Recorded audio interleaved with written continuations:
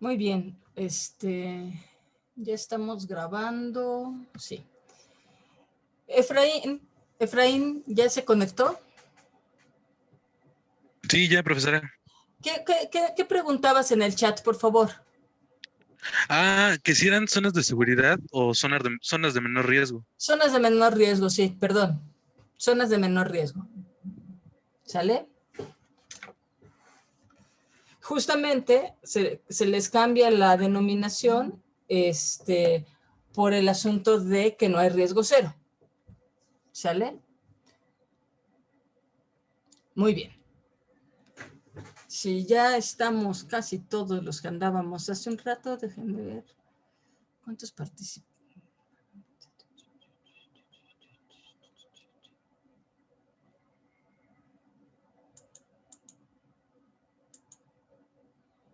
Muy bien, continuamos entonces. Sí.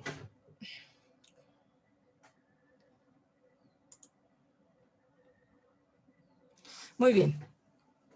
Entonces, esta imagen, ustedes ya pueden ver que, digamos, es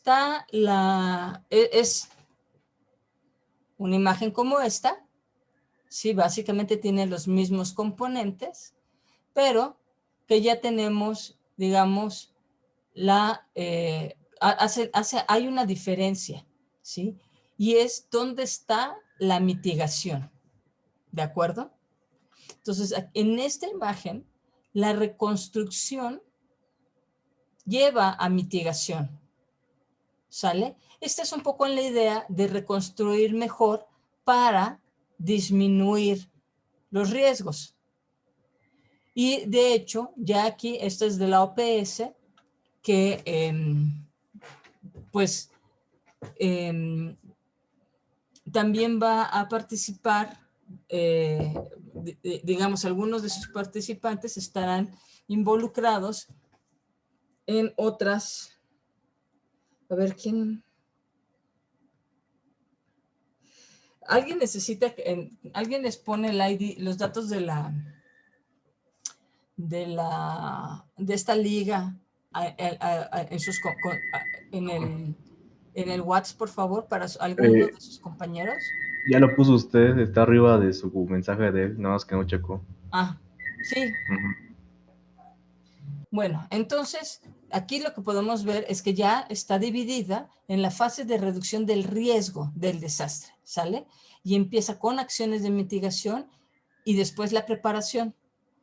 Tenemos el impacto como una fase independiente y después la fase de recuperación, donde tenemos socorro, rehabilitación y reconstrucción, ¿sí?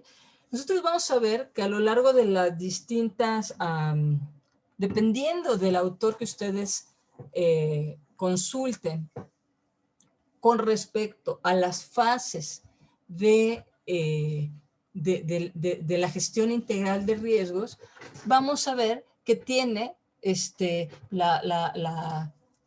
distintas fases. Algunas van a tener aquí otra vez preparación, prevención, mitigación, impacto, y estas a su vez van a tener de una manera muy, muy importante en la preparación el análisis de riesgos, que primero parte de una identificación, se hace una valoración primero la identificación de los peligros, la valoración de la vulnerabilidad, el análisis de las infraestructuras, y a partir de eso se hace el cálculo del riesgo, y el análisis del riesgo nos va a llevar a medidas específicas de preparación, pero también de capacitación, de mantenimiento, muy importante, como habíamos mencionado hace un rato, y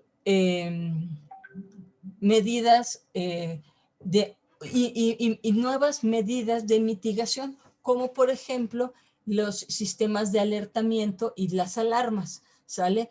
El poder hacer monitoreo de los distintos fenómenos, ¿sale?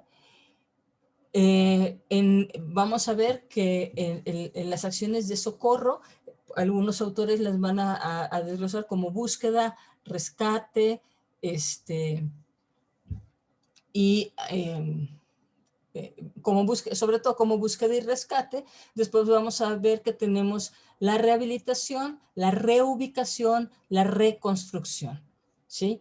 Y nuevamente, como en todas estas, hay un proceso que es muy importante que se llama comunicación de riesgos. ¿Por qué? Porque para que nosotros podamos hacer un buen análisis, uno de los problemas de hacer un buen análisis es cómo se lo transmitimos a las personas, ¿sí? Si yo hago el mejor análisis del mundo y dejo puras tablas, pues cuando llegue alguien que no, pues va a decir, ¿vas y das?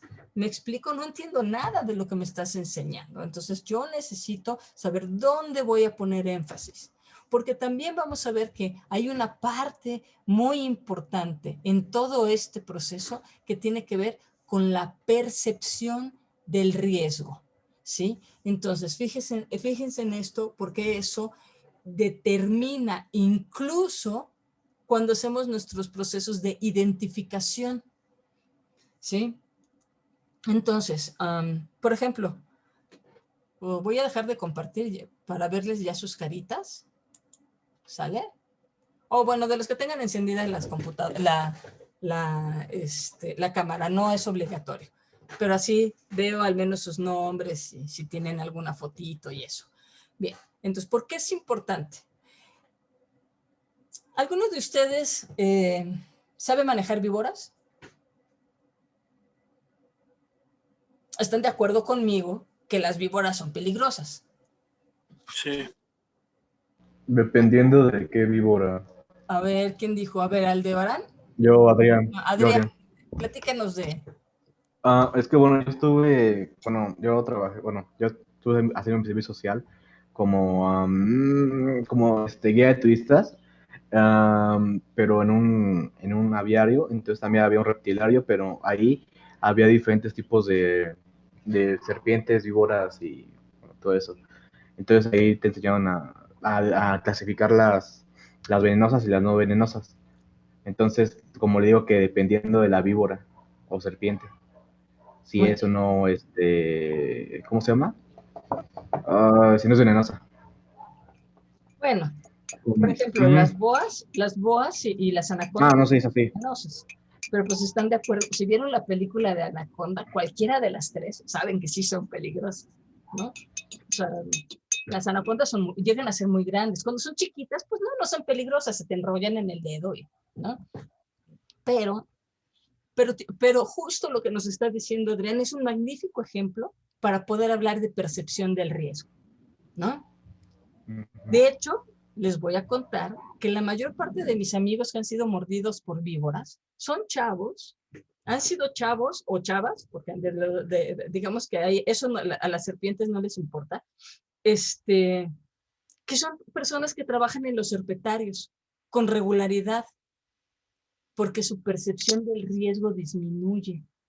Cuando yo tengo muchísimo cuidado, ¿sale? Saco mi gancho, los ganchos son unas, como palos de escoba, ¿no? Que tienen un ganchito como los del gancho de ropa, ¿no? Y entonces uno intenta pasar el gancho por el cuello de la serpiente, bueno, eso de cuello, cerca de la cabeza, porque pues todas son cuello, ¿no? Entonces, para que quede colgada, ¿no? Y uno pueda manipularla, ¿de acuerdo? Pero como ya se la saben, ya les han agarrado mucho, le hacen como le hacía el cazador de cocodrilos, llegan y la agarran por la cola, ¿no? Y entonces agarrándola por la cola, pues es difícil para la serpiente hacer algún movimiento de latigazo y voltearte y morderte, ¿sí? Pero ¿qué creen? Que a veces sí lo pueden hacer. Disminuye nuestra percepción del riesgo, ¿sí? Si yo no sé qué son las serpientes, bueno, las serpientes es un mal ejemplo porque las serpientes es una de las cosas a la que le tenemos un miedo ancestral, ¿sí? Si el tiempo nos lo permite, al final de semestre, les voy a enseñar cómo responde un monito cuando ve una serpiente inesperadamente. Y van a ver, y dicen, así responde mi sobrinito, ¿no? Igualito respondemos porque tenemos el mismo patrón de conducta, porque esas serpientes nos devoraban a nosotros, ¿sale? Es uno de esos, se llaman conductas evolutivamente estables, ¿sale? Y nos salvan la vida, porque no nos vamos a detener a ver, este es coralillo o falso coralillo. En ese momento te haces para atrás y después que estés a una buena distancia, lo ves. Cuando ya eres un biólogo experto, entonces sí vas a decir, a ver, espérame, ay, aquí muerdo, ¿no? Con la serpiente todavía pesgada de la nariz. Eso se llama percepción del riesgo, ¿sale? Entonces, si yo no conociera nada de serpientes, diría, pues esa calceta, ese pepino, bueno, las serpientes, los pepinos y los gatos, todo un tema en internet por ese miedo ancestral que tenemos, ¿sale? ¿Sí nos queda claro? Pero entonces, si yo no sé que eso es un riesgo, si yo no lo veo, va a llover, aquí siempre llueve, va a llover, siempre llueve, cae una super tormenta como la del 16 de septiembre y qué tal, inundados, como dicen en las noticias, muertos, heridos y desaparecidos, pérdidas, ¿sale? Entonces, una parte de nuestro trabajo es entender la percepción del riesgo. Cambio climático es un tema maravilloso. Cambio climático, hay gente que dice que no existe el cambio climático y está comprobadísimo. SARS-CoV-2, virus que genera la enfermedad de COVID-19. Hay gente que dice que no existe, ¿sale? Entonces, eso se llama percepción del riesgo. Yo no voy a tomar las medidas adecuadas porque si no creo que exista, que para mí no es un peligro, entonces pues no me voy a poner mi cubrebocas, ¿como para qué? ¿Sí se dan cuenta? Entonces es bien importante tener a lo largo de toda esta cadena de acciones, de medidas que vamos a aplicar, tener muy claro la percepción del riesgo y cómo puede ser modificada por la comunicación del riesgo. ¿Sale? Si salimos gritando, ¡ay, el COVID mata! Pues nadie nos va a entender nada, nadie nos va, ¿no? Pero también si decimos, no se preocupen, de cada 10 que le da COVID, solo se mueren 4. Pues sí, pero si te tocó ser de esos 4, no es lo mismo que te digan, solo se mueren 4 a que tiene una mortalidad del 40%. ¿Sale? ¿Se dan cuenta? Es bien importante la comunicación del riesgo. Ya cuando estén haciendo cuando estén en séptimo semestre y vean planeación para la comunicación del riesgo, van a tener muchas horas para discutir esto. Pero ahorita lo que sí pueden empezar a hacer es pensar qué se ha hecho bien y qué se ha hecho mal en materia de comunicación del riesgo.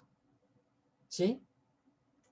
Con respecto, cuando menos, a esto. Y nos regresamos un poco a lo que pasó en 2017, de lo que yo les decía que había pasado en 2017. Si transformamos un simulacro, que es lo que debemos hacer cuando suena nuestro sistema de alertamiento sísmico, y dicen, tú sal, no, agarra tus llaves, ¿no? De hecho, poco se hablaba de la mochila de emergencia, se hablaba bien poquito, ¿no?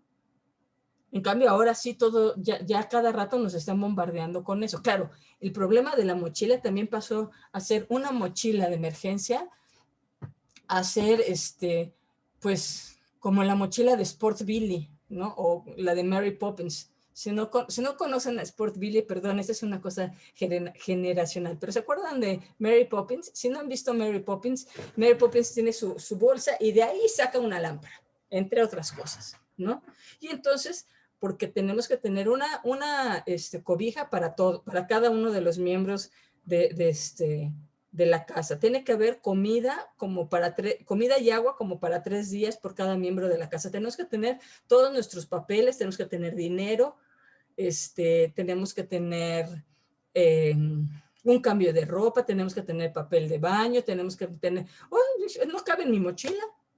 O sea, al final necesitas no una, sino 16. Solamente de pensar en la cantidad de agua que se necesita, ya es un montón. Ay, qué bonito gatito ese que está por ahí.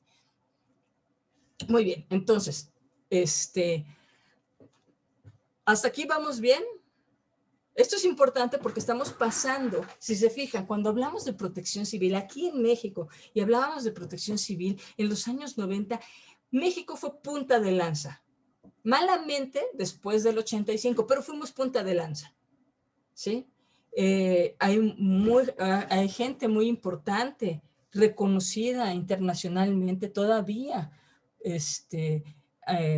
en temas de rescate, en temas de lo que se tiene que hacer para atender una emergencia. Sin embargo, ya con lo que ustedes han visto de los diagramas que estuvimos viendo, se ha ido transformando en dónde vamos a poner nuestra atención. ¿Por qué? Porque ya no solamente nos interesa atender rápido, ¿sí?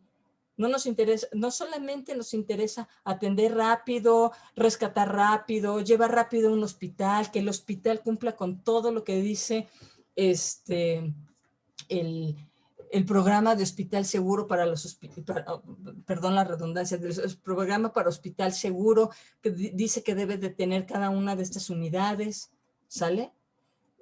Nos preocupa hacer que cada vez se muera menos gente, que cada vez menos gente salga afectada, sobre todo en términos económicos, ¿no? Y necesitamos que se disminuya las pérdidas económicas por efecto de los desastres, ¿sale? Profesora, dígame. Ahorita que comentó de la pérdida económica, no sé, no es porque vaya a pasar o algo por el estilo. En caso de que hubiera un sismo tal como el del 17 o del 85 ahorita, con la situación del COVID sería un poco más grave atender toda esa cuestión, ¿no? Por la parte de los hospitales en caso de llevar a los damnificados, ¿no? Claro, de hecho, no solamente piensa en un sismo. A eso, ¿no? No piensa solamente en un sismo, piensa ahorita el tema de las lluvias y de los ciclones. Afortunadamente, Delta entró cuando pegó en la península, cuando entró a tierra, pues ya entró, venía categoría 4, entró categoría 3 y rápidamente bajó a 2, ¿sale? De todas maneras, significó una gran cantidad de personas que tuvieron que ser llevadas a albergues. ¿Qué pasa en los albergues? Profesora. Normalmente pensamos en los albergues como lugares donde podemos estivar a las personas, ¿no? Es más, hasta les ponemos litera para que uno vaya encima de otro. Dígame, Efraín. Sí, de hecho, en ese caso de los albergues, se deben de utilizar los protocolos que tiene Secretaría de Salud, pero también ver la normativa para refugios temporales. En este caso, lo que sucedió en Quintana Roo, por ejemplo, es de que durante todas las evacuaciones hacia los refugios temporales, la estadía de las personas iba a ser de entre 50 a 70 personas de aforo máximo, teniendo en cuenta que todos los lugares donde se iban a tomar como refugios temporales contarán con las medidas óptimas. O sea que a lo que voy es de la adecuación de los planes a las contingencias ya habidas. Y, por ejemplo, en este caso, pues la adecuación fue tomar la sana distancia, reduciendo sí un poco el aforo de personas, pero tomando en cuenta otras opciones para evacuaciones. Así es, de hecho, y sacaron una guía, Senapred la publicó, fue la responsable de la publicación, una guía justamente para la atención de las distintas contingencias que podría haber, ¿no? Y el énfasis en particular está puesto es, miren, yo tengo un problema con el asunto de los albergues temporales, porque yo creo que ha sido, y esta creencia es reforzada por cómo pasan las cosas, porque tardamos mucho en realidad en poder tener una reconstrucción. Y entonces tenemos a la gente en albergues y después ya no sabemos qué hacer porque usamos como albergue escuelas, usamos como albergue templos. Las escuelas tienen más o menos algunas condiciones, los estadios tienen algunas condiciones, es decir, hay baños, ¿no? Hay un número suficiente de baños, al menos con sanitarios, ¿no? diferencia para hombres y mujeres, pero siempre hay un tema muy importante con los niños, con las personas, con los adultos mayores, con las personas discapacitadas, ¿sale? Entonces, en realidad, de repente vemos que nuestros albergues no están tan bien pensados, ¿no? ¿Eso también puede afectar a las clases sociales? Sí, yo lo que digo es que no deberíamos de tener eso, o sea, que deberíamos de tener albergues que sean espacios que estén pensados y construidos como albergues y que ahí puedan tener, sean albergues temporales, porque ¿qué pasó? Una semana después la gente seguía ahí y las iglesias ya querían volver a tener sus actividades, las escuelas ya tenían que volver a tener sus actividades, ¿y qué haces con esas personas? ¿No? Van a tener el mismo problema de agua, van a tener el mismo problema de falta de energía eléctrica que el resto de la ciudad. Tenemos que pensar en albergues autosustentables. ¿Qué quiere decir? Que tengan energía eléctrica, que generen energía eléctrica a partir de la energía solar. Quiere decir que tengan pequeñas plantas de tratamiento y reciclaje de agua. Es el agua que se utiliza en los lavabos debería de ser capturada para poder ser utilizada, por ejemplo, en los sanitarios, e incluso los sanitarios deberían de ser secos, ¿sale? De esa manera se disminuye mucho más la necesidad de agua. ¿Se dan cuenta? Entonces, pero no tenemos nada diseñado así. No tenemos nada diseñado así, ¿no? No tenemos una zona donde tengas un buen control para que hay una gran cantidad de problemas de abusos en los albergues, sobre todo cuando ya estamos hablando de personas que tienen que pasar ahí más de 4 o 5 días, ¿sale? ¿No? Podría haber como toda una serie de estrategias, ¿no? Pero nunca lo pensamos así, no lo pensamos así, porque en realidad esa idea de resiliencia todavía no permea a cómo pensamos la ciudad. Yo creo que necesitamos, para poder hacer esto, o sea, lo que tenemos que hacer es repensarnos como ciudad. Y entonces sí podríamos decir que vamos a reconstruir mejor, porque si no, lo único que estamos haciendo es repetir los patrones del pasado, ¿sale? No estamos reconstruyendo mejor. No estamos reconstruyendo mejor porque además hay una ruptura entre el equilibrio ambiental con las presiones sociales.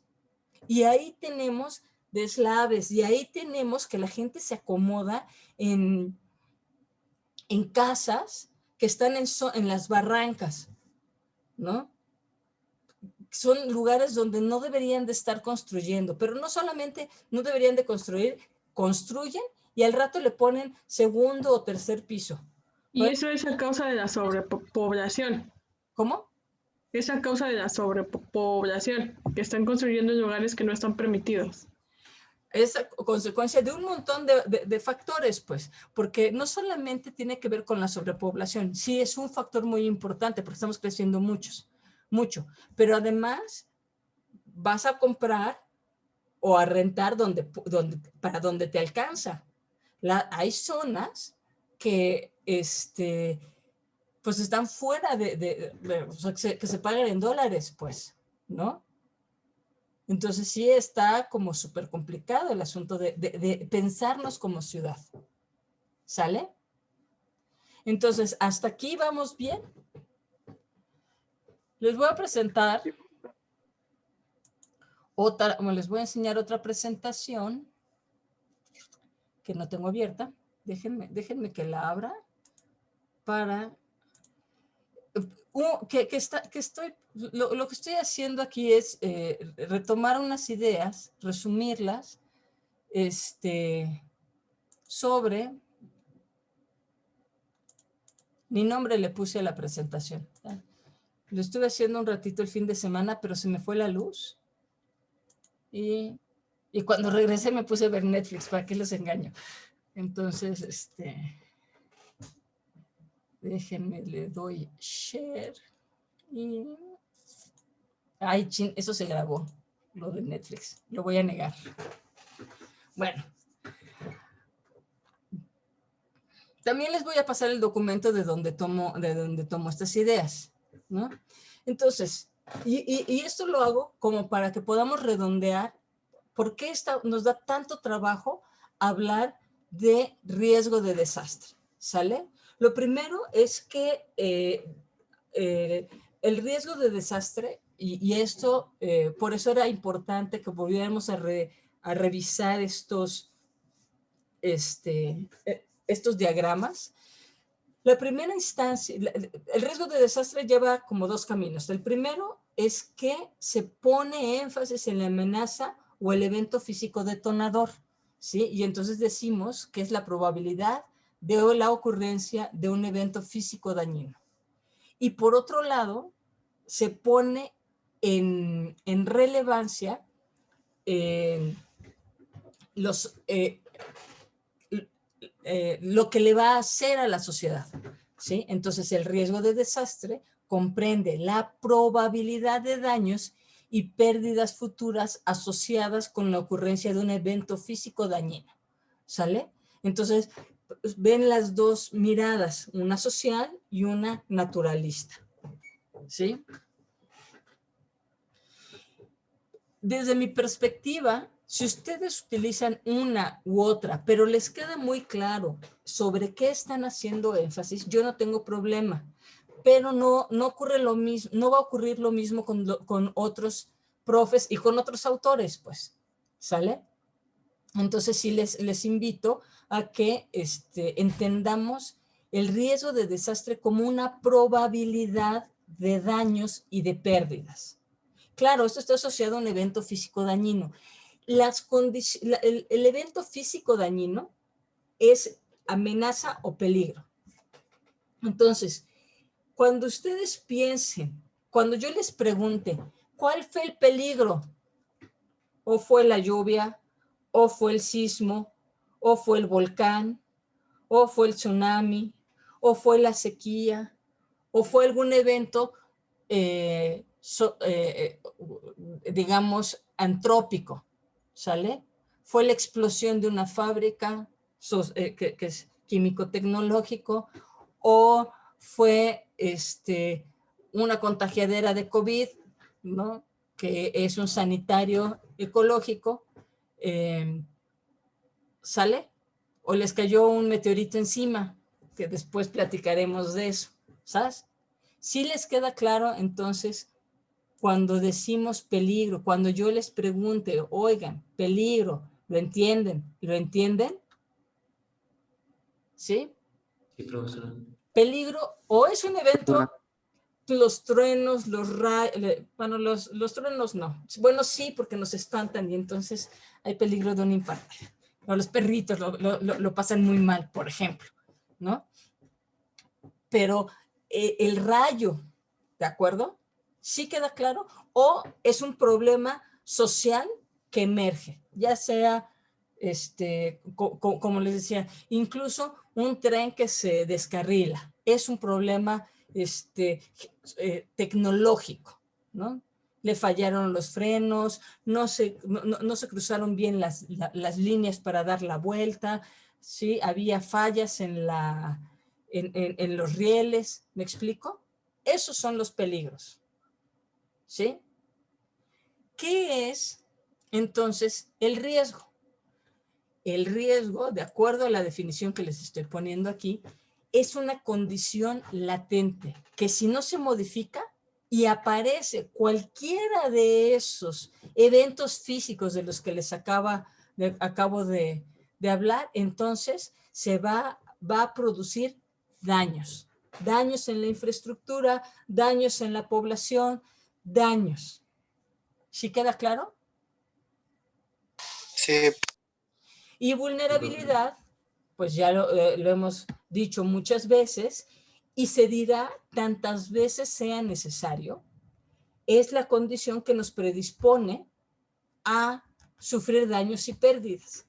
En México, ya se nos va a acabar el tiempo otra vez. Entonces, en México, lo que pasa es que decimos sistemas afectables, ¿no?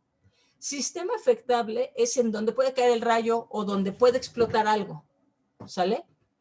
Hay un sistema, el sistema, y es un sistema social, político, económico. ¿Se acuerdan de mi diagramita donde tenía los sistemas, el sistema político, el sistema social y el sistema económico y el sistema ambiental? Bueno, pues todo eso es parte del sistema afectable. Ahora sí. Chicos. Sí, profesora. Lo voy a dejar aquí. Sí, profesora. Porque hay una cosa que me interesa que platiquemos, que tiene que ver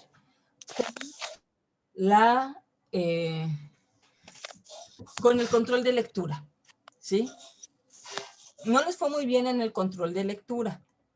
A varios, supongo que varios incluso ya lo han hecho cambios. Es como les decía al principio de la clase, sí se trata que hagan los cambios, pero no se trata de que yo les esté evaluando todo una y otra vez, porque si no, nunca voy a acabar. Y ya estoy atrasada con sus tareas. Entre Netflix y la luz, pues cómo les explico que el fin de semana no le avancé, pero prometo ponerme al día, ¿sale? Lo que es muy importante es que cuando les digo ficha bibliográfica, lo que quiero que hagan es que citen el artículo, el texto que ustedes están leyendo. No copien la bibliografía, ¿sí? No es lo mismo ficha bibliográfica que referencias bibliográficas, ¿sale? Bueno, todos pusieron bien su nombre, por eso estoy contenta. La siguiente parte es, ¿qué quiere expresar? ¿Cuál es el objetivo del autor? Tampoco se trata que me copien textualmente, porque eso es copiado y pegado, y pues para eso no se estudia, ¿sale? Quiero que piensen qué es el objetivo del autor, pero me lo pongan con sus palabras. Lo peor que puede pasar es que esté mal redactado, ¿sale? Pero son sus palabras, y yo sí hago un esfuerzo muy importante en intentar decir, bueno, sí está mala redacción, pero sí está, o sea, y vamos a trabajar con la redacción, porque redactar no es fácil. Tampoco crean que les digo, ay, está mal redactar. No, a mí también me da muchísimo trabajo redactar y luego ando sudando ahí sangre para que me quede bien un texto, ¿sale? O sea, sí es, y por eso hago que lo escriban, porque es una de las cosas que ustedes tienen que aprender a hacer, porque ustedes van a hacer una tesis en un futuro, no pronto, pero tienen que llegar practicando, porque si no practican, cuando lleguen a la tesis van a llorar, ¿sí? Todos lloramos en la tesis, ¿no? Algunas veces más, algunas veces menos, pero todos nos sale nuestra lagrimita, no se espanten, pero si ustedes no aprenden a hacer las cosas desde ahorita, que están chiquitos, pues les va a dar mucho más trabajo, ¿sale? Esa es parte de la formación integral que se les está dando. La siguiente cosa que ustedes tienen que saber es qué tipo de lectura estoy haciendo. ¿Estoy leyendo un ensayo? ¿Estoy leyendo un artículo de investigación? Este tipo de investigación es una investigación cualitativa, es cuantitativa, ¿sí? Está hablando de entrevistas, está haciendo análisis de entrevista, está haciendo un análisis del discurso. Eso es lo que ustedes tienen que poner, ¿sale? Entonces, en este caso estábamos viendo un ensayo que no utiliza ejemplos concretos, pero que nos da una serie de referencias de trabajos, tanto del autor como de otros, ¿no? Que marcan una línea de investigación al respecto justo de lo que es vulnerabilidad y desastres, ¿sale? Y finalmente quiero que reflexionen al respecto de la lectura. No quiero que digan, ah, sí, estaba muy inspirado el autor cuando le escribió, lo hizo muy bonito, ¿no? Quiero que digan, a ver, este curso es un curso introductorio de la licenciatura. Lo primero que me están dando a leer es una lectura introductoria con respecto a qué es la vulnerabilidad, y lo primero que me están diciendo, los desastres no son naturales, y la maestra me lo ha dicho cada clase, y se los seguiré diciendo, ¿sale? Sí, se dan cuenta. Entonces, esta lectura me sirve a mí porque empiezo a tener, a entender de dónde sale uno de los conceptos que fundamentan cómo está estructurada la licenciatura. Y empiezo a utilizar vulnerabilidad, ya no como un concepto abstracto, sino la voy a empezar a utilizar como una categoría de análisis. Yo también voy a ir por mi mascota, ¿no? Después porque Araña ya está dormida, pero están bien bonitos. Sí, sí los puedes subir, ¿eh? A mí me gusta mucho verlos, ¿no? Entonces, nada más que me distraigo. Bueno, así es como quiero que ustedes vayan organizando sus lecturas, ¿sale? Entonces, si no lo hicieron así y no se las he calificado, todavía la pueden cambiar. Si ya se las califiqué, la pueden cambiar, ¿de acuerdo? Ahora, esta semana, que es la cuarta semana, vamos a terminar con este tema de las definiciones y vamos a hacer una evaluación, ¿sale? Pero la próxima clase vamos a empezar hasta las 5:30, ¿sí? Porque yo estoy en el consejo de plantel, no sé si se los había contado, pero yo estoy en el consejo de plantel y tenemos sesión de consejo y es a la 1. Y normalmente terminamos a las 4, 4:30, lo más tarde, ¿no? Entonces, pero usualmente termino como atropellada mental. Entonces, me van a tener que dar un ratito para que me recupere, ¿sale? Lo que sí voy a hacer es subirles la evaluación antes, ¿sale? A las 4:30 se va a abrir en el Classroom su evaluación. Es una evaluación cortita de los conceptos principales, ¿sí? Pero sí es importante porque forma parte de su calificación. Es muy importante que lean bien, ¿sale? Si ustedes estudian, no van a tener que pasar mucho rato buscando sus apuntes o en algún texto cuál es la respuesta correcta, ¿sí? Porque quiero que le dediquen tiempo a leer la pregunta y entender la pregunta, porque si yo les pongo falso y verdadero, tienen que ver que toda la premisa que yo les ponga sea verdadera. Si hay un cachito, una sola palabra que diga desastre natural, la ponen falsa, ¿sale? Una sola palabra, ¿sí? Entonces, pues estudien, chicos. Prometo no hacer una cosa prometo no hacer una cosa complicada, sino que esté a nivel, digamos, bien de lo que estamos viendo, ¿sale?